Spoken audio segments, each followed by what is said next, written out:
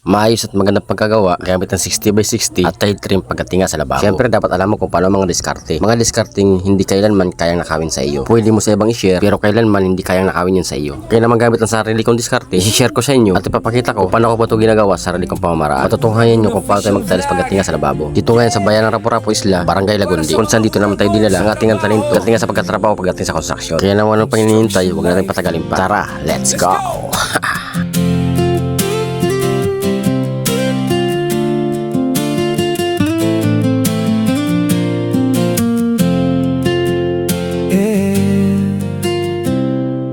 Araw sa init, pawis ang puhunan sa bawat buhos ng semento.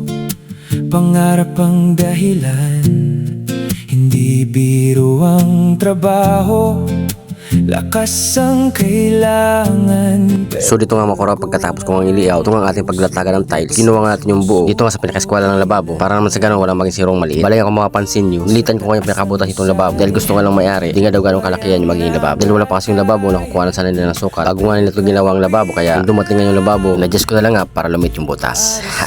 Pamilya, bawat bakal at halo, may kwento ng laban. Bawat buhos ng pawis, patungo sa tagumpay na inaasam. Pagod man ang katawan, di susuko ang diwa. Uragon sa sipag, tuloy lang sa gawa. Balik kung mapapansin nyo, binutasan natin yung tiles ng maliit na pabilog dahil dyan nga dadaan yung pinakahos nga ng tangke ng gasol papunta nga dito sa machine para naman sa ganun magandang tingnan at hindi masagwa kapag nilagay na nga yung silin at yung pinakahos ka papunta nga dyan sa baba, dyan nga sa ilalim ng lababo. Lumalaban pa, uragon sa trabaho'y walang atrasan. Construction workers, kami ang haligi ng bayan. Apat na buwan sa site, walang iwanan, barkadahan sa trabaho, parang pamilya na rin minsan.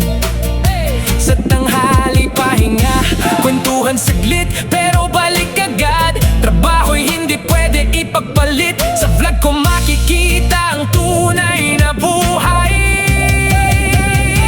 ng mga uragon na walang ino. So bali kung mapapansin nyo nga, kinuna na nga natin yung pagka-tiles bago nga ilagay yung sink ng lababo. So bali inuna ko na nga yung tiles dahil yung pinaka-sink nga ng lababo ay wala pa. Pupunta pa lang kasi ng Legazpi yung may-ari para bilhin yung pinaka-sink ng lababo. So dahil alam na nga natin yung sukat at haba, gusto nga nilang bilhin ng lababo, kaya ayun nga tinas ko na kahit wala pa yung sink dahil madali nilang kasi yung isa pa kapag andyan na yung sink tapos at kung alam mo naman nga ang tamang pagkabit. Wow!